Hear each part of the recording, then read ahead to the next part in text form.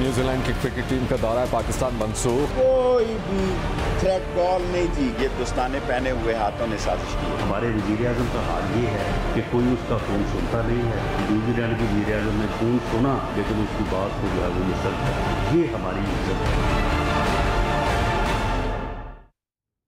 अस्सलाम वालेकुम, आप देख रहे हैं पाकिस्तान टुनाइट। मैं हूं समर अब्बास। सिक्योरिटी थ्रेट का बहाना बनाकर रावलपिंडी में होने वाले पाक न्यूजीलैंड क्रिकेट सीरीज़ के पहले ओडीआई से चंद मिनट पहले ही न्यूजीलैंड की टीम ने सीरीज़ यकतरफा तौर पर मनसूख करने का फ़ैसला कर दिया, जिससे पाकिस्तान में बिलखसूस और पूरी दुनिया में बिलअमूम जो शायकीन क्रिकेट हैं उनमें शदीद मायूसी की लहर दौड़ गई। अब इस सूरत हाल पर पाकिस्तान के अंदर जो इंटरनेशनल क्रिकेट की बहाली के हवाले से जो सफ़र था पाकिस्तान का, उसको काफ़ी शदीद धचका लगा है।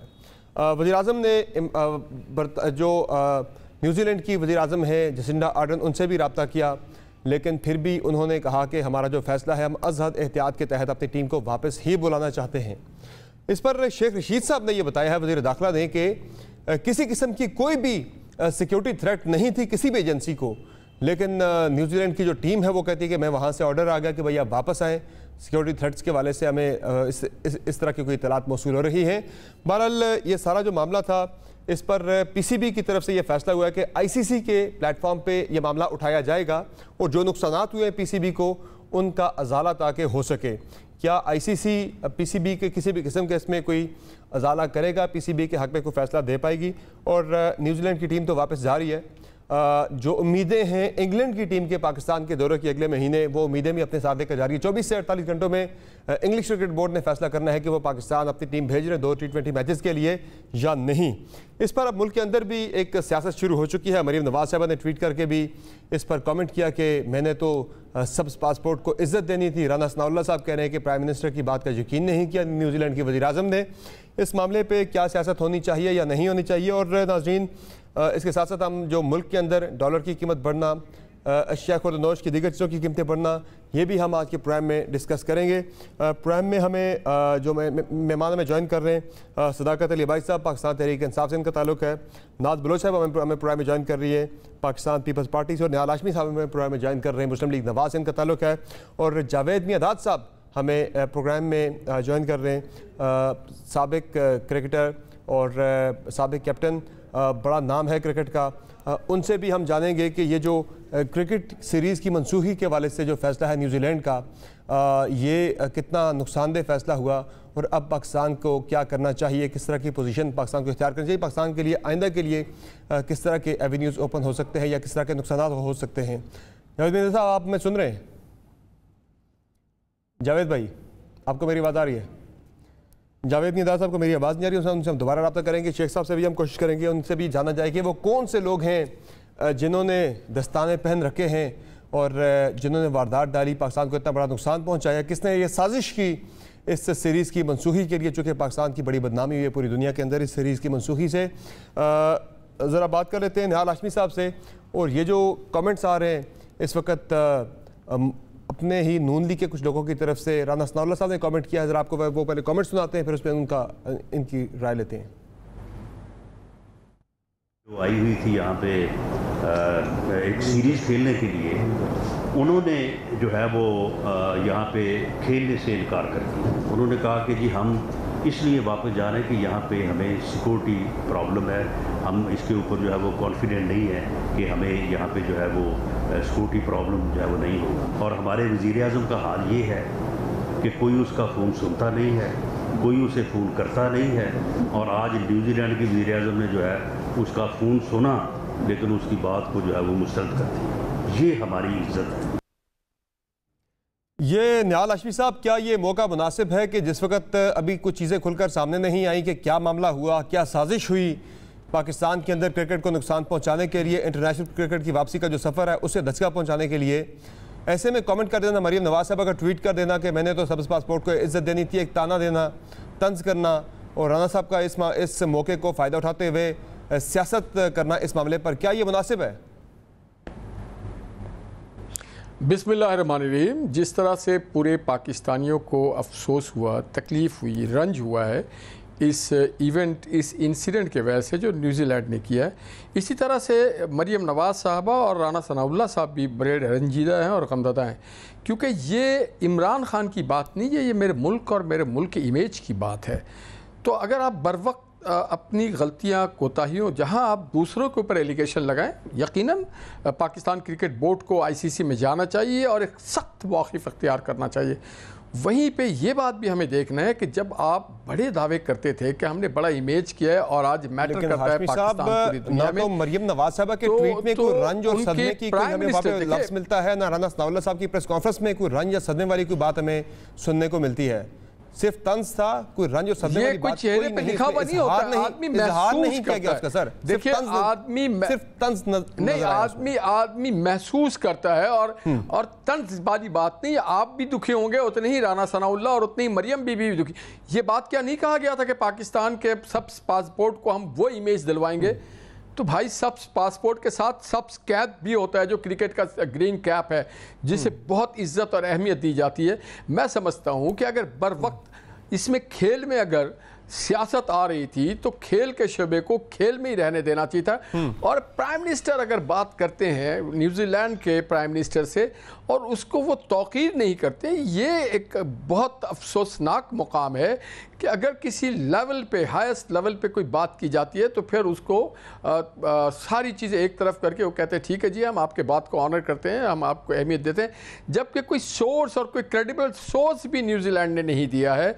और जो उन्होंने वजूहात बताई, यकीनन इसमें हिंदुस्तान भी मुलविस हो सकता है, दीगर भी पाकिस्तान दुश्मन और स्पोर्ट दुश्मन फोर्सेज मुलविस हो सकते हैं। तो इसमें तहकीकात अगर आप नहीं करेंगे तो क्या हम हाथ में हाथ धर के बैठे रहे? तो निहाल हाशमी साहब, आप कह रहे हैं कि इमरान खान साहब की बात नहीं मानी न्यूजीलैंड की वजीर आजम ने, मियां साहब होते प्राइम मिनिस्टर तो उनकी बात मान लेती हूँ, अपनी टीम को रोक लेती है? मैं नहीं कह रहा हूँ, मैं तो नहीं कह रहा हूँ, ये तो फैक्ट्स है, मैं नहीं कह रहा हूँ। अगर बात मानी होती तो न्यूजीलैंड की टीम मैच खेल रही होती।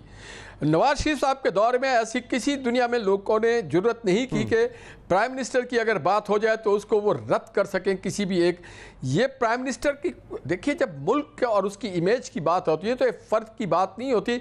ही रिप्रेजेंट पाकिस्तान, वो पाकिस्तान को रिप्रेजेंट करते हैं। तो और थ्रेट तो कोई ऐसा थी ही नहीं, ये तो एक पूरी हॉक्स एक थ्रेट सो कॉल्ड बनाई गई, एक पूरा ड्रामा रचाया गया एक थ्रेट के नाम पर।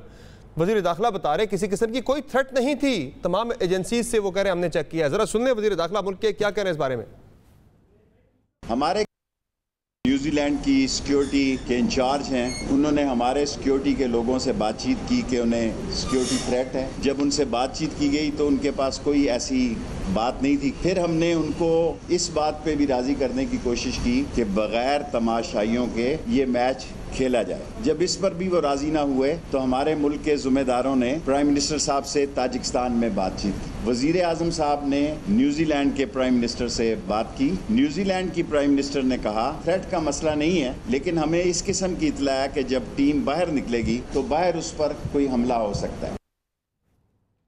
अब कोई ऐसी थ्रेट नहीं थी, एक ड्रामा रचाया गया।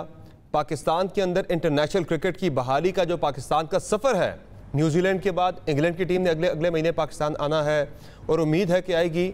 उससे जो वो ममालिक, पर्टिकुलरली भारत, जो पाकिस्तान के अंदर इंटरनेशनल क्रिकेट के दरवाजे बंद करना चाहता था, उसकी पूरी जो एफर्ट्स थी वो सारी की सारी नेस्त व नाबूद हो जाती। लेकिन ज़ाहिरा आज जो हुआ, इससे जितने भी पाकिस्तान के गेंस थे इंटरनेशनल क्रिकेट की बहाली के लिए, वो सारे काफ़ी हद तक रिवर्स हो गए। नाज बलोच साहिबा, इस इतना बड़ा इवेंट है, इतनी बड़ी पाकिस्तान के लिए एक एम्बैरसमेंट हुई है इंटरनेशनली, और हमारी जो अचीवमेंट्स थी उन पे काफ़ी ज़्यादा एक सवालिया निशान उस पर लग गया है कि अब इंग्लैंड की टीम भी आती है नहीं आती, बाकी टीमें भी बड़ी आती हैं, पाकिस्तान या नहीं आती। ये सब कुछ जो हुआ, इस पर क्या पाकिस्तान के अंदर कोई यूनिटी होनी चाहिए हमारी पॉलिटिकल लीडरशिप के अंदर भी, या फिर जो नून लीग की तरफ से तंज किया गया इस सारे मामले पे, इसको भी इस्तेमाल किया गया सियासत के लिए? ये मुनासिब है, ये ठीक है, ये होना चाहिए, सियासत में चलता है सारा कुछ, या ना मुनासिब? देखिए, बात यह है कि बहुत ही एक अनफॉर्चुनेट किस्म का ये मामला हुआ है, न्यूजीलैंड की टीम का वापस चले जाना।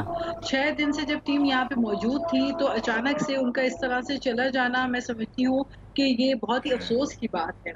बात यह है कि ये हमारे मुल्क की बात है, हमारे मुल्क के वकार की बात है, हमारे मुल्क के प्राइड की बात है और उस पे कोई सियासत मेरी नज़र में होनी नहीं चाहिए, क्योंकि अगर पाकिस्तान की कोई जगहसाई होती है तो उससे दिल आज़ारी हम सब की होती है और पाकिस्तान का अगर नाम कहीं पर गलत हवाले से लिया जाता है उसका गम और गुस्सा और अफसोस हम सबको इक्वली होता है। तो ये मैं नहीं समझती कि इस मौके पर हमें कोई सियासत करनी चाहिए और इससे सियासत से बालतर होकर हमें ये सोचना पड़ेगा कि ये क्यों हुआ, क्या वजह है कि हमारे वजीर आजम के कहने के बावजूद न्यूजीलैंड की प्राइम मिनिस्टर जो है उन्होंने एग्री नहीं किया इस मामले के ऊपर कि उनकी टीम आगे रह के कंटिन्यू करे इस गेम को। तो क्रिकेट का जो ये एक पाकिस्तान मैं समझती हूँ पाकिस्तान का एक क्रिकेट में बहुत ही कलीदी किरदार रोल रहा है और इंटरनेशनली पाकिस्तानी क्रिकेट को पसंद किया जाता है, सराहा जाता है। इससे पहले भी टीम्स आती रही हैं, तो ऐसी कौन सी रीजंस थी जबकि ऑलरेडी जो है बेहतरीन किस्म की मुकम्मल सिक्योरिटी फराहम की जा रही थी न्यूजीलैंड की टीम को, तो मुझे कोई ऐसी वजह नजर नहीं आती कि न्यूजीलैंड की टीम का आनन फानन वापस रैप अप करके जाना, इसमें यकीनी तौर पे मैं समझती हूँ कि ये भारत की एक और शरारत और हमारे जो दुश्मन ममालिक हैं उन्हीं की जानिब से एक शरारत का एक हिस्सा मालूम होता है। लेकिन बात ये पैदा होती है कि इसमें हमारे अपने जो खारजा वजारत खारजा है उनका रोल क्या रहा है, उनका किरदार क्या रहा है इस मामले के अंदर, क्योंकि बहरहाल एक जो इंटरनेशनल इमेज बिल्डिंग है वो बहुत मायना खेज बात होती है और हर हुकूमत की कोशिश होनी चाहिए कि इंटरनेशनल इमेज बिल्डिंग के अंदर अपना बड़ा मजबूत रोल अदा करे। तो क्या वजह है कि हम इस इमेज बिल्डिंग में कामयाब नहीं हो पाए, क्योंकि अभी आपने देखा कि कुछ अर्सा पहले ही जो अफगान ट्रांजिट वाला जो मैटर था, जो अफगानिस्तान इश्यू था, उसके बाद बैरून मुमालिक की फोर्सेस तक यहाँ से आके फिर रवाना हुई हैं। तो मुझे नहीं लगता कि सेफ्टी और सिक्योरिटी का कोई ऐसा मामला था जिसको इतना बड़ा इश्यू बना के पूरी जो वापस गई है। ठीक है, जो हमारे वजीर दाखिला बता रहे हैं वो ये कह रहे हैं कि कोई वो कह रहे हैं दस्ताने पहने कुछ हाथ थे इस सारे साजिश के पीछे जिन्होंने ये सीरीज कैंसिलेशन करवाई। जरा सुन ले वजीर दाखिला इस बारे में क्या कह रहे हैं मजीद। हमारे किसी अदारे के पास कोई भी थ्रेट कॉल नहीं थी, कोई थ्रेट की इंफॉर्मेशन नहीं थी। इस दौरे को एक साजिश के जरिए मुलतवी किया, ख़त्म किया गया। ये दस्ताने पहने हुए हाथों ने साजिश की है। जिसकी भी साजिश है मुझे नाम लेते हुए मुनासिब नहीं है। दस्ताने पहने कुछ हाथ थे जिनका नाम लेना वो कह रहे मुनासिब अभी नहीं होगा। हमें जावेद नियाज़ साहब ने भी ज्वाइन कर लिया, लेकिन पहले मैं सदाकत साहब का जवाब इस पर ज़रा ले लूँ। ये दस्ताने पहने हाथ कौन हैं? सदाकत साहब ज़रा खुल के गवर्नमेंट को बताना चाहिए कौन लोग हैं जिन्होंने इतना बड़ा नुकसान कर दिया पाकिस्तान का। उनका नाम लेना नहीं चाहिए अगर मालूम है तो। समर साहब बहुत शुक्रिया। समर साहब दो बातें हैं, एक तो बड़े अफसोस की बात आज पाकिस्तान जो अपने एक बहुत बड़ी एक दहशतगर्दी की जंग लड़ के अपने फ़ौजियों की कुर्बानी दे के, अपने पुलिस वालों की कुर्बानी दे के, अपने शहीदों की, अपने सिविलियन लोगों की कुर्बानी दे के हमने कई हज़ार लोग अपने कुर्बान किए और कई लाख अरबों डॉलर हमने ज़ाया करने के बाद इस मुल्क को रीबिल्ड किया। और बहुत एक अच्छा मौका था कि पाकिस्तान का एक सॉफ्ट इमेज दुनिया में जाता। जो कुछ भी हुआ बहुत ही अफसोसनाक बात है। हालांकि पाकिस्तानी हुकूमत ने अपनी पूरी कोशिश की कि उनको यकीन दिलाया जाए और हमारी जिस तरह के इदारे हैं सिक्योरिटी के पूरी दुनिया में उनका नाम है और बहुत सारी ऐसी मिसालें हैं हाल में जहां पूरी दुनिया जो है वो हमारे इदारों की जो कैपेसिटी है उसको उन्होंने माना। और जो मेरे बाकी दोस्तों ने बात की वो ठीक है। जितना मुझे दुख हुआ और न्यूजीलैंड की टीम के जाने का, उतना ही मुझे दुख हुआ कुछ लोग हमारे बेनकाब हुए। जब भी पाकिस्तान की कोई पाकिस्तान की इज़्ज़त के ख़िलाफ़ बात आए, कुछ लोग बहुत खुश होते हैं। वो कोई भी मसला हो वो उनके बयान आते हैं तो दिल जलता है। जितनी तकलीफ़ दिल को हुई है ये क्रिकेट की ना होने से, उतना ही दिल जला है मरियम साहबा का बयान सुन के, राना सना का बयान सुन के, कि इनको हर बात में अपनी जो वो छोटी सियासत है वो ये करते हैं। क्या खुदा न खास्ता ये जो पाकिस्तान में सिक्योरिटी सूरत हाल है ये इस हुकूमत की वजह से है? ये बार बार नवाज शरीफ उसकी बात करते हैं। क्या नवाज शरीफ के दौर में कोई टीम आई थी? इनसे पूछें। इनको हर जगह पे नवाज शरीफ नज़र आ जाता है, हर बात में नवाज शरीफ नज़र आ जाता है। आप मुझे बता दें नवाज शरीफ के जो 10 साल दौर था कितनी टीमें आई थी? एक भी नहीं आई। वो खुदा के बंदो कभी तो पाकिस्तानी हो जाया करो। पाकिस्तानी को हमदुल्ला गालियां दे, आप उसको जाके बिठा के मीटिंग करते हो। पाकिस्तानियों को कश्मीर में मोदी कत्ल करे लोगों को, आप उसको पगड़ियां पहनाते हो। तो इसके अलावा और क्या करोगे? यानी ये दुख की बात है कि आज पूरी दुनिया के क्रिकेटर्स जो हैं वो भी परेशान हैं, हम भी परेशान हैं, और इनको मौका मिला है कि पाकिस्तान की कहीं पाकिस्तान की इज्जत के खिलाफ आए। तो ये छोटे आप भी नहीं लेते, नाम आप भी नहीं लेते कि कौन लोग हैं, बस इतना कह दिया कि दस्ताने पे ने कुछ लोगों ने ये वारदात की, उनका नाम लेना मुनासिब, नाम लेना इतना बड़ा नुकसान कर दिया पाकिस्तान। अब नाम देखें समर, आपको पता है बहुत सारी चीज़ें ऐसी होती हैं, डिप्लोमेसी होती है, और इसके लिए जो कंसर्न लोग हैं, जो जिम्मेदारान लोग हैं, वो बात करें तो ज़्यादा बेहतर है। मैं नहीं समझता कि गैर जिम्मेदारी से किसी भी पाकिस्तान की जो फॉरेन रिलेशन है किसी से कभी बात करके, तो ये गैर जिम्मेदारी तक हुकूमत के पास, हुकूमत खुद बयान ना दे, और अगर इंटीरियर मिनिस्टर ने बयान नहीं दिया इसमें कोई ना कोई लॉजिक होगी। लेकिन आज मैं दोबारा कहता हूँ कि कुछ छोटे लोग आज कौम के सामने एक्सपोज हुए। पाकिस्तान की बेइज्जती में खुश होने वालों को अल्लाह ताला ही पूछे, बस मैं क्या कह सकता। अच्छा, इस सीरीज कैंसिलेशन के हवाले से कुछ खबरें भी आई थी, मीडिया पे चली कि मुबैना तौर पर बरतानवी MI6 या बरतानवी हाई कमीशन का इसमें कोई किरदार था। उन्होंने कोई इत्तला दी सिक्योरिटी थ्रेट के हवाले से न्यूजीलैंड के हुकाम को। तो बरतानवी हाई कमिश्नर जो कि इस्लामाबाद में है, डॉक्टर क्रिस्टन टर्नर, उन्होंने इसकी सख्ती से तरदीद की है कि ऐसा कुछ भी नहीं किया गया हमारी तरफ से, बल्कि उन्होंने कहा कि हम तो देख रहे हैं कि पाकिस्तान और इंग्लैंड की सीरीज़ जो है वो पाकिस्तान के अंदर होनी चाहिए। जावेद निदाद साहब, लेजेंड क्रिकेटर, साबिक कप्तान, हमारे साथ मौजूद हैं। जावेद भाई, बतौर एक क्रिकेटर आपके लिए ये वाक़या कितना बड़ा गैर मामूली वाक़या है जो आज मैच शुरू होने से चंद मिनट कबल ही टीम की तरफ से ऐलान कर देना कि हम ये सीरीज़ ही मनसूख करके वापस जा रहे हैं, और इसका पाकिस्तानी क्रिकेट को कितना ज़्यादा नुकसान होगा? समझ भाई, मैं तो ये कहूँगा नुकसान की तो कोई बात नहीं है, मगर मुझे ये हैरत है कि सडनली इन्होंने ये चीज़ की है, जैसे आपने कहा, तो इसके पीछे कोई ना कोई चीज़ तो है। मैं आपको इतना बताता हूँ, is not because of cricket या कोई मैं कहूँगा कि ये सिक्योरिटी है वो। भाई जब तो आए थे तो उससे पहले आदमी सारी चीज़ें होती है, और माशाल्लाह सारी चीज़ें सही हैं, पाकिस्तान में कोई प्रॉब्लम नहीं है किसी चीज़। और जब आपको हेड ऑफ स्टेट, मतलब हमारा प्राइम मिनिस्टर साहब और हमारी पाकिस्तान जब गारंटी दे रही है हर चीज़ की, उसके बाद कौन रह गया? इसका मतलब दे डोंट वांट टू, ये एक कोई अभी आगे जाके पता चलेगा कि इसके पीछे हाथ किसका है और ये हुआ क्या है। और बड़ी गलत बात हुई है, ये समझना कि नहीं पाकिस्तान की क्रिकेट जो है वांटेड है ऑल ओवर द वर्ल्ड। इनको पता चलेगा जिस दिन पाकिस्तान की टीम जो है ना न्यूजीलैंड नहीं जाएगी। इन्होंने वो काम किया है जो समझ से बाहर है कि हाँ हूँ ही करके और पैक करके हम तो जा रहे हैं।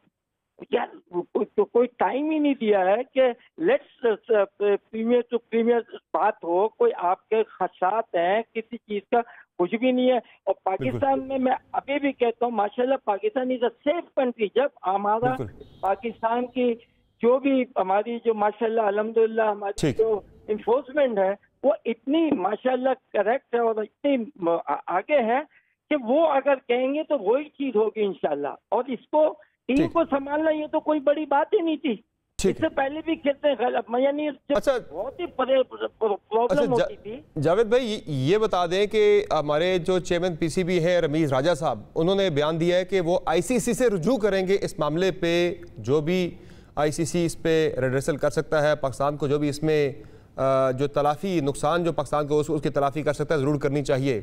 क्या आईसीसी पाकिस्तान के हक में क्या फैसला दे सकता है, किस तरह की तलाफी हो सकती है और कितनी इस पे उम्मीद है कि आईसीसी की तरफ से इस पे कोई हमें फैसला कोई हमारे हक में आ सकता है? देखिए आईसीसी ने और आईसीसी और इन्होंने कभी भी है ना इस किस्म का है ना कभी भी हमें तो नजर नहीं आया कि इन्होंने कभी भी 5 में भी क्रिकेट का होता था ये होता था उन्होंने बढ़ चढ़कर हिस्सा लिया हो, राइट। हालांकि काम इनका ये आईसीसी का, अगर आईसीसी क्योंकि सारी बोर्ड दुनिया की जितने भी हैं countries they are under the ICC, right. और इनका रूल एंड रेगुलेशन इतने स्ट्रांग होने चाहिए कि पहली बात तो ये जैसा आप बात कर रहे हैं ये होनी ही नहीं चाहिए। क्रिकेट तो कब से चल रही है और कितनी चीजें दुनिया में ये होती रही हैं, मगर इन्होंने कभी भी कोल्ड शोल्डर हमेशा पाकिस्तान के लिए और दूसरी चीजों के लिए किया। ये इंडिया के लिए तो कुछ करते नहीं है, वहाँ क्या नहीं है, वहाँ की मैं कहता हूँ कि सिक्योरिटी जो है नाम की है। Pakistan is much better than माशाल्लाह, राइट। कभी कोई ऐसी चीज नहीं हुई, जो भी चीज हुई थी वो एक प्लान था सारा। और उसके बाद हमें कितनी मुसीबत उठानी में। मगर इस वक्त जब आपको हाईएस्ट अथॉरिटी और माशाल्लाह सब आपको है ना एक एश्योरेंस दे रहे हैं, तो उसके बाद कुछ नहीं रहता सिवाय खेलने के। तो सर क्या तवक्कुआत है आपकी आईसीसी से? जी आईसीसी को तो बिल्कुल कि फायदा क्या समझ, आईसीसी के नाम का फायदा क्या अगर ये चीजों को चेक एंड बैलेंस ना करें तो। अगर कोई भी कंट्री, क्योंकि इससे बड़ा फर्क पड़ता है कंट्री को ना जाने से ना खेलने से, डेफिनेटली सब सोचते हैं पता नहीं क्या बात है क्या नहीं है किसके लिए, हमें रीजन तो दे। हमें जब तक ये रीजन नहीं देते, जब तक दे आर गिल्टी, क्योंकि इन्होंने अभी तक कुछ बताया नहीं भाई किस वजह से तुम सडनली चले गए, जबकि हमारा prime minister is a cricketer, he knows each and everything, और वो आपको एश्योरेंस दी, सारी चीज दी, आपने वो बात ही नहीं की और एकदम है ना बस्सा बंद कर दिया आपने। तो सर इसे पे कंक्लूड करते हैं, कोई उम्मीद रखनी चाहिए आईसीसी से, कोई रिलीफ मिल सकता है पाकिस्तान को, पीसीबी को? आई डोंट थिंक सो, क्योंकि कोई उम्मीद नहीं है। आईसीसी जो है ना इतनी स्ट्रांग नहीं है आजकल, है ना कुछ बोर्ड जो है ना वो ज्यादा स्ट्रांग हुई हुई है, और ये प्लान होगा, ये not because of one ICC, there must be a few other country must be involve, definitely involve, और आईसीसी उन लोगों को देखता है तो वो समझता है कि नहीं ये बहुत ही मतलब जैसे पैसा है और ये सारी रबिश है। क्रिकेट में देयर इज नथिंग। बहुत शुक्रिया, वेरी गुड टीम। बहुत शुक्रिया जावेद भाई, आपने अपनी कीमती राय दी प्रोग्राम में। और जावेद मियादाद साहब तो कोई ज़्यादा पुरुम्मीद नहीं है कि आईसीसी किसी किस्म का कोई रिलीफ देगा पाकिस्तानी शिकायत पर, जो कि पीसीबी करने जा रहा है आईसीसी के अंदर न्यूजीलैंड की तरफ से एकतरफा सीरीज़ की कैंसिलेशन के हवाले से। वापस आते हैं, जो डिस्कशन हमारी पॉलिटिकल चल रही थी, निहाल हाशमी साहब, सदाकत भाई साहब कह रहे हैं कि हमें तो बड़ा अफसोस है कि जहां न्यूजीलैंड की टीम वापस गई वहां कुछ पाकिस्तानियों पे अफसोस है कि जिन्होंने इस मौके को भी मौका गनीमत जाना, पाकिस्तान के हवाले से जो उनकी राय है, इस गवर्नमेंट के हवाले से जो उनकी राय है, उस पर सियासत खेलने के हवाले से। दोबारा उसी डिस्कशन की तरफ आते हैं जहाँ से हमने स्टार्ट की थी। वो कह रहे हैं कि ये मौका नहीं था ये करने का जहाँ से मैंने डिस्कशन अपनी स्टार्ट की थी। सदाकत साहब को कहें, आपने जो पहला सवाल किया कि वो दास्ताने जो पहने हुए दास्ताने, उसका तो बता देना। अगर कोई वज़ीर दाखिला इस तरह की वेग किस्म के स्टेटमेंट देगा तो फिर लोगों में चमगोइयाँ होंगी। मरियम नवाज साहबा ने तो बड़ा दो टोक एक लफ्ज़ कहा है, जितना देखिए हमारे दो चीज़ें हैं ग्रीन, एक हमारा पासपोर्ट ग्रीन है, एक हमारा ग्रीन क्रिकेट के कैप है। तो उन्होंने कहा कि इज्जत दिलाने की बात की, तो अगर आप किसी, क्या उन्होंने कोई गलत बात की, कोई आपको गाली गलौज किया, कोई आपकी नाहली नालायकी की बात की, क्या कोई आपकी फेलियर की बात की? उन्होंने तो ऐसा नहीं कहा। उन्होंने आपने जो वादा किया, आपको वादा याद कराया है, और जो वक्त पे बात ना की जाए वो बात नहीं होती है, वो फिर शिकायत होती है, वो फिर फितना होता है। वक्त पे बताया जा रहा है कि इतनी जितना सदाकत साहब पाकिस्तानी, आप भी, मैं भी, मरियम भी, और मोहतरम जनाब राना सनाउल्लाह साहब भी हैं, तो हमारे इमेज को, हम भी वही ग्रीन कैप पहनते हैं, हम भी वो ग्रीन पासपोर्ट लेके चलते हैं, तो हमें तो ये उम्मीद दिलाई गई थी। और हम अगर हम इजहार ना करें अपनी कोताहियों की, अपनी गलतियों की, अपनी तकलीफ की, अपने रंज की, तो क्या हम करें? हमें इतना तो, हमें सांस तो लेने दें, हमें एहसास तो कर लेने दें कि हम एहसास कर सकें। और मरियम कोई ऑर्डिनरी चीज़ नहीं है, मरियम पाकिस्तान की सबसे मकबूल तरीन आवाज़ है पाकिस्तान की, पाकिस्तान की तर्जुमानी करती हैं वो, उतने ही उनके क्रिकेट को वो पसंद करती हैं, पाकिस्तान के खेल को पसंद करती हैं। इनको चाहिए कि ये अपने जो चीज़ें देखें, अपनी हमें हर सतह पे देखना होगा, क्रिकेट हो या हमारे दास्ताने कौन लोग पहने हुए हैं, हमारे अंदर डबल स्टैंडर्ड किसके पास है, कौन वो लोग हैं मुखबर हैं। हमने तो मुखबर नहीं की ना, हम तो सामने बयान कर रहे हैं कि क्या हो रहा है। और ये जो है इल्जामात ना लगाएं, ये अपनी जिम्मेदारियों को पूरा करने की कोशिश करें। अगर ये पाकिस्तान के इमेज बिल्डिंग को ठीक करेंगे, हम इनके साथ खड़े, चले साथ खड़े होंगे, पाकिस्तान के इमेज को अगर ठीक करने की कोशिश करेंगे। नाज बलोच साहबा, यही स्पिरिट होनी चाहिए तमाम पॉलिटिकल पार्टीज़ की, चाहे वो अपोजिशन में हो या फिर गवर्नमेंट में हो, कि पाकिस्तान का इमेज की जहां बात आती है, जहां पाकिस्तान के नेशनल इंटरेस्ट की बात आती है, वहां सबको अपने सियासी इख्तलाफात भुलाकर एक हो जाना चाहिए। ये जो शेख साहब बात करें, हमारे वज़ीर दाखिला बात कर रहे हैं कि कुछ दस्ताने पहने लोगों ने काम दिखाया है जिनका नाम अभी लेना मुनासिब नहीं है। ज़ाहिर है कुछ इस तरह की खबरें आ रही थी मुख्तलिफ ममालिक के हवाले से, जो हमारे कुछ फ्रेंडली हमारे जो कंट्रीज हैं जिनके साथ हमारे दोस्ताना ताल्लुकात हैं, उनके हवाले से भी कुछ इस तरह की चमगोइयाँ चल रही हैं जो अभी तक अनकन्फर्म्ड रिपोर्ट्स हैं। आपको क्या लग रहा है ये जो अफगानिस्तान के अंदर जो हुआ, वेस्टर्न फोर्सेस को नाकामी का सामना करना पड़ा, हजीमत उठानी पड़ी, कहीं उसका फॉल आउट तो क्रिकेट पे नहीं आ गया कहीं? देखिए समर, मैंने अभी सोशल मीडिया पे भी देखा है, जो हमारे अच्छे दोस्त ममालिक हैं उन्होंने तो बहुत इस चीज पे अफसोस का इजहार किया है। और जितने भी एम्बेसडर्स यहाँ पे मौजूद हैं, जो हमारे अच्छे दोस्त जिनसे हमारा दोस्ताना ताल्लुक है, उन ममालिक के एम्बेसडर्स ने सब ने इस चीज पे दुख और अफसोस का इजहार किया और उन्होंने कहा है कि उनका कोई इससे ताल्लुक नहीं, लेकिन भारत की शरारत जो है वो हर वक्त रहती है। अभी भी सबसे ज्यादा जो है अगर जश्न मनाया जा रहा है तो वो भारत में इस चीज का जश्न मनाया जा रहा है, हमारे दुश्मन मुल्क में इसका जश्न मनाया जा रहा है। तो शरारतों के ताने बाने हमेशा भारत से जुड़े हुए होते हैं। ये भारत की शरारत हमेशा रहती है कि किसी न किसी तरीके से पाकिस्तान के लिए ऐसे सिचुएशन बनाया जाए ताकि पाकिस्तान की जगहसाई हो। लेकिन बात यह है, ये अफसोस की बात है। एज अ पाकिस्तानी सिटीजन मुझे बहुत तकलीफ पहुंची है इस बात से, मुझे दुख हुआ है, क्योंकि ये हमारे मुल्क की वकार का मामला है। Pakistan is a safe country for cricket. दुनिया भर से लोग मुझे जरा एक मुख्तसर ब्रेक पे जाना। नाज़रीन एक ब्रेक लेते हैं, ब्रेक से वापस आएंगे तो डिस्कशन जारी रहेगी। हमारे साथ रहिए।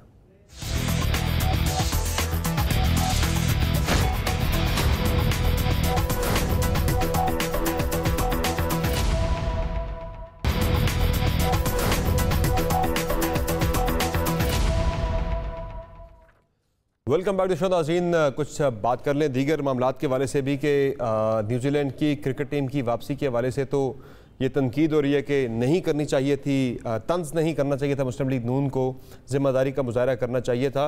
लेकिन अब जो मामला है, दीगर कई इशूज़ हैं जिन पर मेरे ख्याल से जो तंज किया जा रहा है वो ठीक किया जा रहा है। जिसमें पेट्रोलियम मसनूआत की कीमतों में इजाफे का जो मामला हो गया, उस पर माजी में जो पोजीशन होती थी गवर्नमेंट की, जो टैक्सेस जो लेवी गवर्नमेंट इम्पोज करती है, उसको लेके बड़ी तनकीद खान साहब किया करते थे जब वो अपोजिशन में थे। तो ज़रा आपको पहले सुना देते हैं कि खान साहब जब अपोजिशन में थे तो वो क्या कहा करते थे पेट्रोलियम मसनूआत की कीमतों में इजाफे के हवाले से। फिर आपको बताते हैं कि अभी हुकूमत ने किस तरह से पेट्रोलियम मसनूआत की कीमतें 1 रुपये का कहा गया था, तजवीज़ आई थी ओगरा की तरफ से और बढ़ा दी गई 5 रुपये। ये कैसे बढ़े, आपको ये कहानी सुनाऊंगा। पहले ज़रा सुन ले प्राइम मिनिस्टर को। डीजल और पेट्रोल महंगा होता है, सब कुछ महंगा होता है। जो 15 रुपया है ये आपके ऊपर टैक्स लगता है, ये आपसे पैसा चोरी किया जाता है। पेट्रोल के ऊपर 20% टैक्स देते हैं आप। ये टैक्स अवाम के ऊपर, आम लोगों के ऊपर पड़ता है, ये गुर्बत कॉज करती है। जब एक क्रिमिनल सिंडिकेट ऊपर बैठा हुआ है तो मुल्क का यही हाल होना था। कहते ये जो टैक्स है ये गलत है, ये नहीं लगना चाहिए, ये पैसा चोरी होता है, आगे सारा चोरों का सिंडिकेट ऊपर बैठा है। तो अभी जो हुकूमत ने किया है नाज़रीन, मामला पेट्रोलियम मसनूआत की कीमतें बढ़ाने के हवाले से, पहले आप जो डॉक्यूमेंट देख रहे हैं ये 16 अगस्त का डॉक्यूमेंट है। 16 अगस्त 2021 को जब गवर्नमेंट ने कीमतें बढ़ाई हैं, 97 रुपये का पेट्रोल गवर्नमेंट को पड़ रहा था, 97 रुपये 35 पैसे का। तो इस पर गवर्नमेंट ने कोई लेवी नहीं लगाई थी। लेवी वाला आप देख रहे हैं जहाँ हाईलाइट किया हुआ, कोई लेवी नहीं थी। तो इसलिए जो कीमत थी इसकी 119 रुपये थी। उसके बाद फिर आप जो अगला डॉक्यूमेंट देख रहे हैं स्क्रीन पे, ये 1 सितंबर को जब हुकूमत ने दोबारा से प्राइसेस रिवाइज़ की तो पेट्रोल की कीमत तो कम हो गई, 97.35 रुपये से कम होकर 94.38 पैसे पे आ गई। लेकिन ये इस पे हुकूमत ने 2 रुपये 11 पैसे की लेवी लगा दी यहाँ पे। ये वही लेवी, ये वही टैक्स है जिसको खान साहब कह रहे हैं कि तनकीद कर रहे थे कि ये चोरी है, आवाम से ये पैसा जो है ना लूटा जाता है। और फिर ये कीमत जो है ये कम होनी थी, लेकिन ज़ाहिर है सिर्फ 1 ही रुपया कम हो सकी। कम वहाँ पे 3 रुपये हुई थी, यहाँ 2 रुपये की लेवी लगा के सिर्फ 1 रुपये का आवाम को रिलीफ दिया गया। अब जो आप डॉक्यूमेंट देख रहे हैं ये है जी 16 सितंबर का, जो 16 सितंबर को कीमतें रिवाइज़ हुई हैं। ओगरा ने तजवीज़ दी थी 1 रुपये की कीमत 5 रुपये कैसे बढ़ गई, ये बड़ा इंपॉर्टेंट मामला है। अब यहाँ पे कीमत जो है वो सिर्फ 1 रुपया कीमत पेट्रोल की महंगी हुई थी, यानी 94 रुपये से 95 रुपये 41 पैसे हुई थी। लेकिन यहाँ कीमत जो है 1 रुपये की ही तजवीज़ आई थी ओगरा की तरफ से, लेकिन यहाँ पे 5 रुपये 62 पैसे की पेट्रोलियम लेवी गवर्नमेंट ने लगा दी। एक सरचार्ज है, एक लेवी गवर्नमेंट ने लगा दी। और इसमें मोर इंटरेस्टिंगली जो असल चीज़ ये है कि जो सेल्स टैक्स वाला आप नीचे कॉलम देख रहे हैं, जो ओ कॉलम है सेल्स टैक्स वाला, लेवी पहले लगाते हैं, लेवी के ऊपर फिर जाके टैक्स आपसे वसूल किया जाता है ताकि उससे टैक्स ज़्यादा हो जाता है। जब आप लेवी की कीमत ऐड होने के बाद उस पर टैक्स लिया जाता है। अब ये कीमत जो 123 रुपये हो गई है। तो खुद करें तो ये जायज़ है, कोई और करे तो ये डाका है, चोरी है आवाम के हकूक़ पर। सदाकत अली भाई साहब कैसे डिफेंड करेंगे इसको?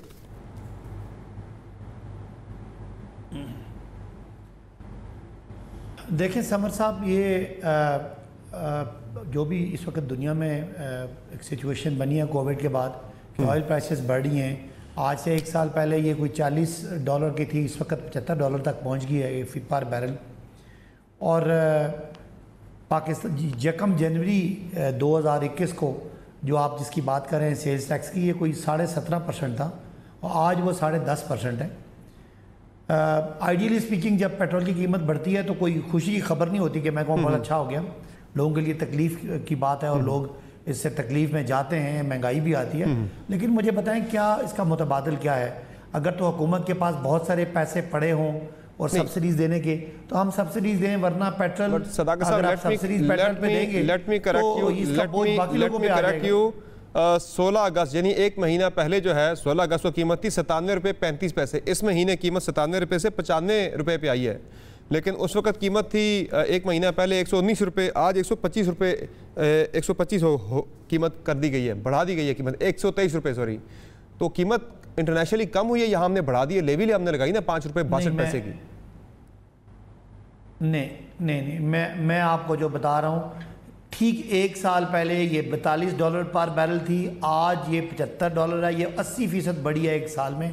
जबकि पाकिस्तान में 1 साल पहले पेट्रोल महीने पहले की बात कर रुपए का था, आज 123-124 रुपए का है। तो एग्जैक्टली सुने, मैं पूरे साल में जब दुनिया की कीमतें पेट्रोल की 80% बढ़ी हैं, पाकिस्तानी हुकूमत ने 18% बढ़ाई हैं, बाकी जितना आपका 60% है वो इस हुकूमत ने अपने सर पे लिया है। लेकिन अगर आइडियली स्पीकिंग ये बात कर सकते हैं कि पेट्रोल हम यहाँ बनाते तो है नहीं है, इम्पोर्ट ही होता है। और इसके बावजूद कि पाकिस्तान में पेट्रोल 5 रुपये महंगा हुआ, आज भी इंडिया, बांग्लादेश, श्रीलंका, चाइना, इन सब से पाकिस्तान में पेट्रोल सस्ता है। बिल्कुल सस्ता है। नून लीग के दौरे हुकूमत में भी इन सारे ममालिक से पाकिस्तान में पेट्रोल सस्ता था। पीपल्स पार्टी के दौरे हुकूमत में भी इंडिया, बांग्लादेश, श्रीलंका, सारे ममालिक से पाकिस्तान में पेट्रोल सस्ता ही था सर। उस वक्त एक और बात थी ना अपना समर, उस वक्त डॉलर का रेट अलग था। अब अगर अब 42 रुपए का लीटर था ना, जब एक बैरल था, तो 42 रुपए पाकिस्तानी रुपयों में कम बनते थे। अब चूंकि करेंसी डिवैल्यू कर गई है, 165 से ऊपर का डॉलर है, उसका भी इम्पैक्ट है। तो कहने की बात है, एक तो सबसे सस्ता है, 65 आपने फिर भी सस्ता बता दिया सर में। नंबर 2 ये कि 80% बढ़ने के बावजूद 18% बढ़ा है। नंबर 3, काश इस मुल्क पे कर्जे ना चढ़े होते, काश इस मुल्क को लूटा ना गया होता। आज अगर हुकूमत के खजाने में कोई सकत होती तो शायद लोग सब्सिडीज देते।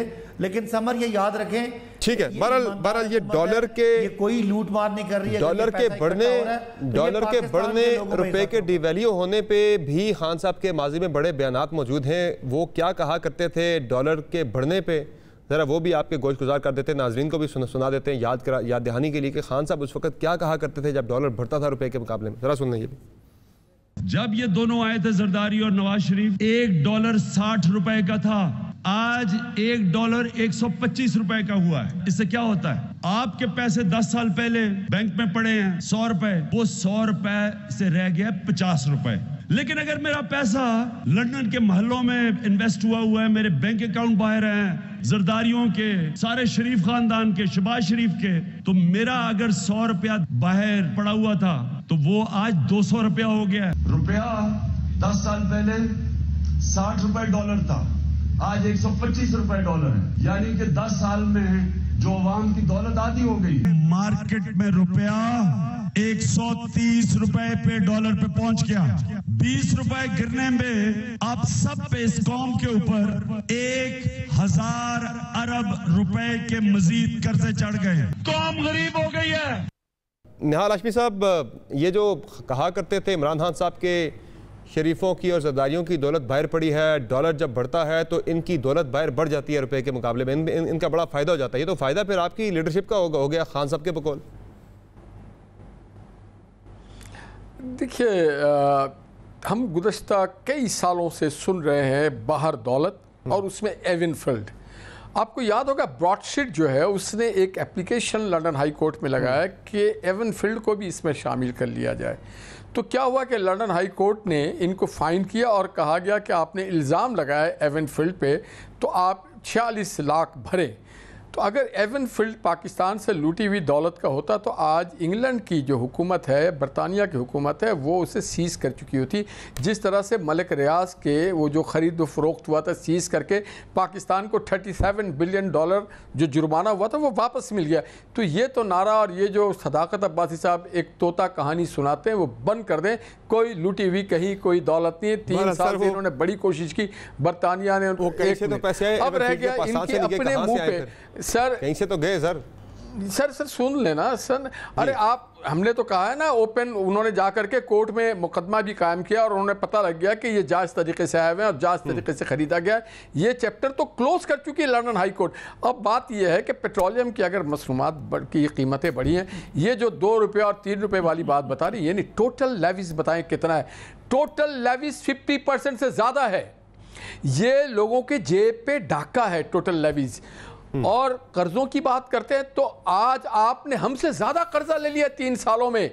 हमने जो कर्जे लिए थे वो पाकिस्तान में आज मोटरवे की सूरत में है, आज न्यूक्लियर पावर की सूरत में है, आज FJF थंडर 17 की सूरत में है, आज ग्वादर पोर्ट की सूरत में है, आज लैपटॉप की सूरत में है, आज पाकिस्तान की CPEC की सूरत में नजर आता है ईंट, हर ईंट नजर आता है। आज मेट्रो बस की सूरत में, आज और इनके आपने जो इतने पैसे लिए कहां चले गए ये पैसे? आपको नाचने ना जाने आंगन टेढ़ा। आप जो तब्दीली की बात करते थे, ये तब्दीली वो तो कहते हैं कि आपने मंसूबों की आड़ में भी बड़ा पैसा बनाया यहाँ पे। वो जो मुकदमा है के भाई पे वो कहते हैं कि पौधे लगाने पे भी करप्शन कर गए। और देखिए हिंदुस्तान हमारा दुश्मन, उससे मुआवजा ना किया करें। और कोविड और इंटरनेशनल मार्केट और प्राइस हाइकिंग, आज आप दुनिया के बदतरीन गवर्नेंस वाले मुल्क बन चुके हैं। आपका कोई सुनने वाला नहीं। और आप जो कहते हैं करप्शन, सारे करप्शन देखिए। नदीम बाबर ये जो कह रहे हैं कि कार्टेल बैठी हुई है, ये करप्ट माफिया बैठी है, नदीम बाबर इनका है ना, हमारा तो नहीं था। नदीम बाबर इनके साथ बैठा हुआ है, आमिर कियानी इनके साथ बैठा हुआ है। दवाई हो, पेट्रोल हो, बिजली, आज नवाज शरीफ ₹9 के छोड़ के गए थे बिजली की बिल, आज ₹22 पे हो गया। इनके पास खजाना के हालात है कि 4 वज़ीर ये जो आप डूम्सडे सिनेरियो पेश कर रहे हैं, ये जो आप डूम्सडे सिनेरियो पेश कर रहे हैं निहाल हाशमी साहब पास है, उसमें मैं नाजरीन के लिए जरा एक अच्छी खबर अनाउंस कर दूं कि बरतानिया ने कोरोना के हवाले से जो रेड लिस्ट थी उससे पाकिस्तान को निकाल दिया है। ये बड़ी अच्छी और खुशाइन खबर जो कि इस वक्त सामने आ रही है कि बरतानिया ने कोविड की जो रेड लिस्ट थी, जिसमें पाकिस्तान से सफ़र करके बरतानिया जाने वाले मुसाफिरों को लाजमन क्वारंटाइन करना पड़ता था और तकरीबन 4 लाख रुपए से ज़ायद उन्हें एक्स्ट्रा पे करने पड़ते थे। वहाँ पे होटल के अंदर अकोमोडेशन और खाने पीने के हवाले से 14 दिन वहाँ पे फोर्स क्वारंटाइन था लाजमी। और ये एक बड़ी अच्छी खबर आई है, बड़ी खुशाइन खबर आई है। जो आप इतनी ज़्यादा चीज़ें बता रहे थे कि बहुत चीज़ें बुरी हो रही हैं। नाज बलोच साहब, दोबारा आपकी तरफ आता हूँ। ये इतनी ज़्यादा जब बातें होती हैं, चले वो वहाँ पे तो तनकीद ठीक नहीं थी, कुछ बहुत सारी चीज़ें हैं, पेट्रोलियम मसनूआत की कीमतों में इजाफा, दीगर चीज़ों में महंगाई 14% पे चली गई शाय खुर्दनोश के हवाले से, इस पर तो तनकीद बड़ी जायज़ है। तो लेकिन गवर्नमेंट जो है वो जो भी फैसले कर रही है उससे परवाह नहीं है। ज़ाहिर है जो मुल्क के अंदर अपोजिशन होती है उसका गवर्नमेंट को डर होता है कोई भी फैसला करते हुए कि अपोजिशन आड़े आ जाएगी, ये हमें बड़ा टफ टाइम देगी। उन्हें परवाह नहीं है, अपोजिशन डिवाइडेड है, एक दूसरे के खिलाफ अपोजिशन कर रही है। गवर्नमेंट जो करना चाह रही है वो करती जा रही है, टैक्सेस लग रहे हैं, लेवीज लग रही हैं। ये हुकूमत ऑर्डिनेंस फैक्ट्री बन चुकी है। रोज हम सुबह उठते हैं, पहली खबर होती है कि आज एक और ऑर्डिनेंस आ गया है, कल एक और ऑर्डिनेंस आ गया है।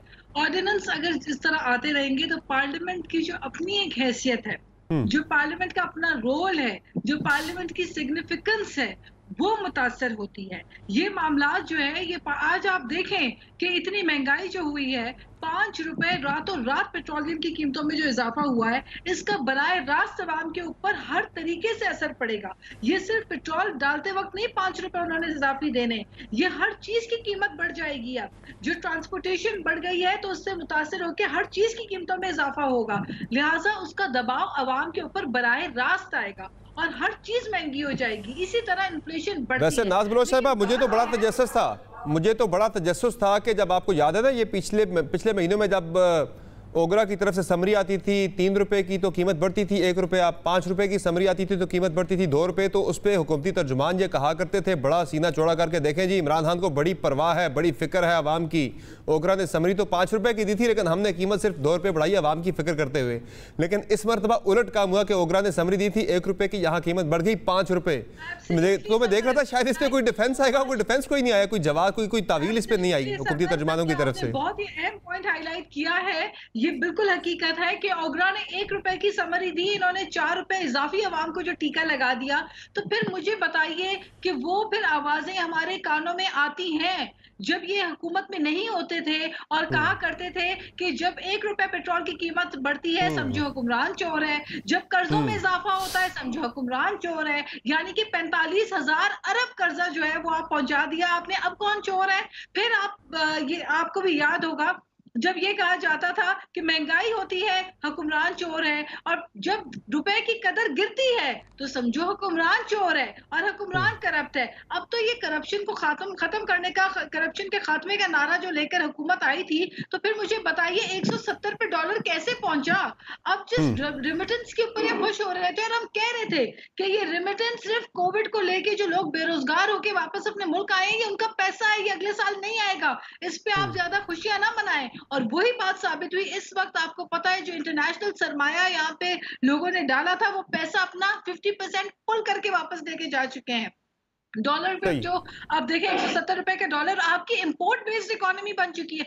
आप तो इंपोर्ट पे इंपोर्ट किए जा रहे हैं। आप देखें यहाँ पे कहा गया है कि जी हमें सरप्लस क्रॉप हुई है, बम्पर क्रॉप हुई है वीट की, तो फिर क्या वजह है कि वीट आप इंपोर्ट करवा रहे हैं? कहीं आप कह रहे हैं बम्पर क्रॉप है, फिर गन्नों की, आटे की कीमतों में इजाफा, चीनी की कीमत में इजाफा, बिजली की कीमत में इजाफा, पेट्रोल की कीमत में इजाफा। अब अवाम जाए तो कहाँ जाए? ये तो जब इजाफे होते थे आप कहते थे हुक्मरान अवाम जाए तो कहां जाए, अवाम जाए तो कहां जाए। गवर्नमेंट की तरफ जाती है तो गवर्नमेंट ने उन्हें मुश्किल में डाल दिया है महंगाई करके। अपोजिशन की तरफ जाती है तो अपोजिशन की आपस में लड़ाई झगड़े, मुख्तलिफ बयानिए, एक दूसरे के खिलाफ अपोजिशन। वो अवाम जाए तो कहां जाए, सवाल आपका जायज़ है। बहरहाल मैं जरा सदाकत साहब की इस पर राय। सदाकत साहब, ये महंगाई जो बढ़ती जा रही है, ये जो फैसले आप एक के बाद एक करते हैं, कभी लेवी लगा देते हैं, कभी क्या किस तरह के टफ फैसले करते हैं जो कि अवाम को बड़ी मुश्किल में डालते जा रहे हैं, महंगाई बढ़ती जा रही है।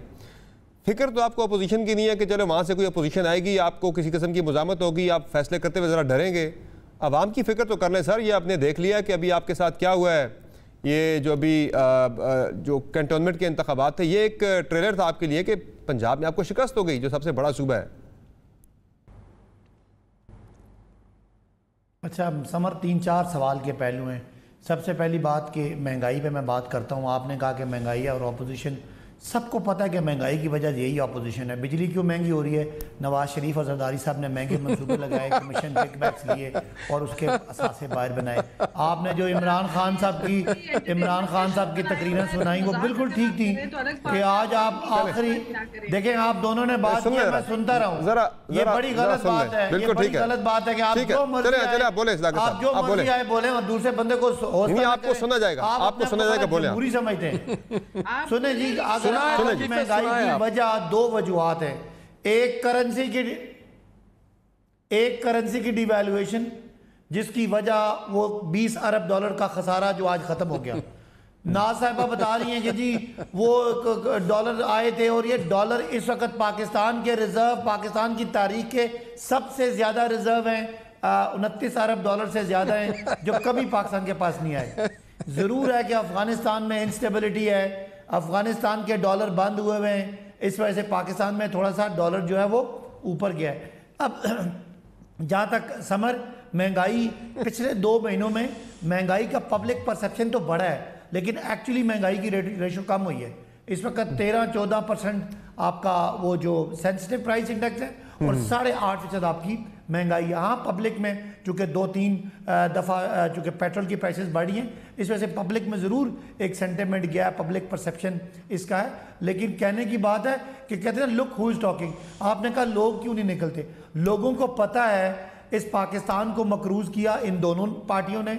इस पाकिस्तान नहीं वो तो ठीक है सदाकत साहब, ये जो आप फरमा रहे हैं कि महंगाई, ये जो आप कह रहे हैं कि अमलन महंगाई कम हुई है, ये किस चीज़ की महंगाई कम हुई है? पेट्रोल महंगा, बिजली महंगी, गैस महंगी, चीनी महंगी, आटा महंगा, दालें महंगी, सस्ता क्या हुआ है?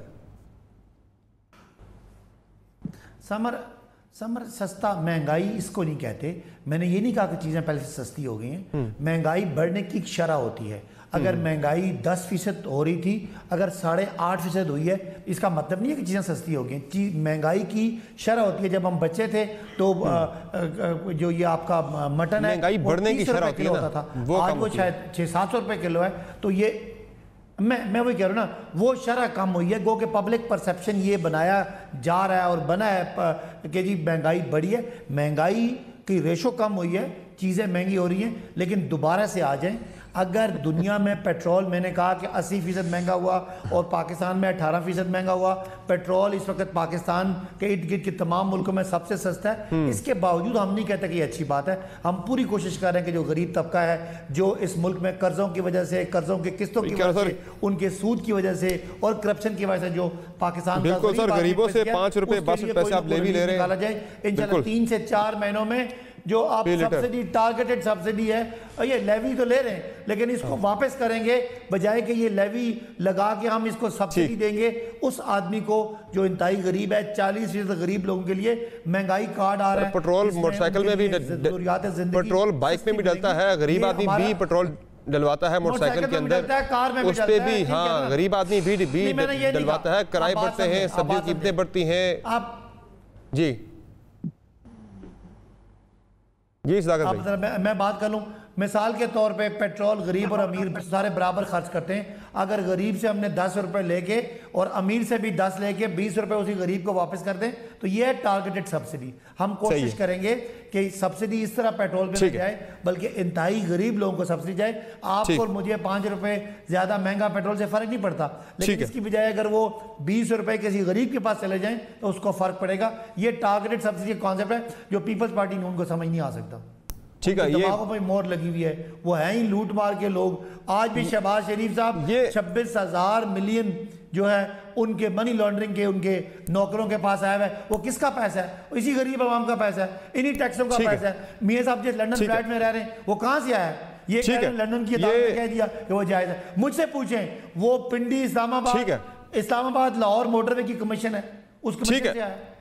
निहाल हाशमी साहब, कमीशन आप लोग खाते हैं, कहते हैं कि हमने बड़ी डेवलपमेंट कर दी है, ये जो सदाकत साहब बात कर रहे हैं, और वो कह रहे हैं टारगेटेड सब्सिडी हम देंगे। ऐसा मामला नहीं है कि जो हम वो कह रहे हैं, जो आप कह रहे हैं कि लूट के आवाम को खा के तबाह कर दिया सारा कुछ। वो कह रहे हैं इंतजार करें, थोड़ा चीज़ें बेहतरी की तरफ जाएंगी। देखिए समर, मेरे भाई को शुक्रिया अदा करता हूं कि उन्होंने मुझे बहुत हंसाया। मैं थोड़ा बीमार था, ज़्यादा अच्छा हो गया, बेहतर हो गया। सस्ताई क्या हुई है? सस्ताई हुई इस मुल्क में करप्शन, सस्ताई हुई है इस मुल्क में नैब, जहां चाहे सस्ते तरीके से, जहां चाहे सस्ताई हुई है गवर्नेंस। और ये पेट्रोल तो बेचारे खरीदते नहीं है, ये तो कभी पेट्रोल इन्होंने जब भी खाया हराम खाया है। इन्होंने अपने घर से कभी नहीं खाया। इनका वजीर दाखिला कहता है जब भी खाया हराम खाया। तो ये तो पेट्रोल तो डालते नहीं है, तो इनको क्या पता कि क्या सस्ताई है और क्या महंगाई है। और ये जो बातें कर रहे हैं करप्शन की, सारे करप्शन के एटीएम सस्ताई के दौर के इनके साथ बैठे हुए हैं। इनको नजर नहीं आता है कि नैब को इतना सस्ता कर दिया कि हर गरीब, हर अपोजिशन पे हाथ डाल दे। एफआईओ को इतना सस्ता कर दिया है। इनको तो इतनी सस्ताई, इनकी जमीर सस्ते हो गए, इनकी जमीर सस्ते हो गए। पहले चले मुल्क में ठीक है, आपका पॉइंट आ गया सर, आपका पॉइंट आ गया सर, करते थे आपका पॉइंट आ गया हाशमी साहब, हुक्मरानी कर रहे हैं, आपका पॉइंट आ गया। ये अब 2023 का इलेक्शन फैसला करेगा। बहरहाल नाज बलोच साहबा, आपको क्या लग रहा है कि ये महंगाई कंट्रोल हो पाएगी, गवर्नमेंट कंट्रोल कर पाएगी? चूंकि अब 2 साल बाद इलेक्शन है, दोबारा मैदान में जाना है, अवाम अभी तक तो बड़े नाखुश हैं इस महंगाई की वजह से। एक बात बता दूं, शहबाज शरीफ ने वो किया है कि आज पूरा पंजाब और लाहौर में नजर आता है कि शहबाज शरीफ ने क्या किया है। जी नाज बलोच, महंगाई का जो एक तूफान ये हुकूमत लेकर आई है, और जब से ये हुकूमत आई है तो जिनको ये निकाल दो ना भाई, वो आप सुन ले जरा, नाज साहब को सुन ले जरा, हाशमी साहब सुन ले। चोर भी पकड़े जा रहे, पेट्रोल के चोर भी पकड़े जा रहे, आटा के चोर भी पकड़े जा रहे, एलएनजी के चोर भी पकड़े जा रहे हैं, आपके मेट्रो मोटर बस के चोर भी पकड़े जा रहे हैं, आपको रिंग रोड के चोर। चले ये इल्जामात से काम नहीं चलेगा। जिसको जो लगता है करप्ट, उसके बारे में सबूत लेकर आए।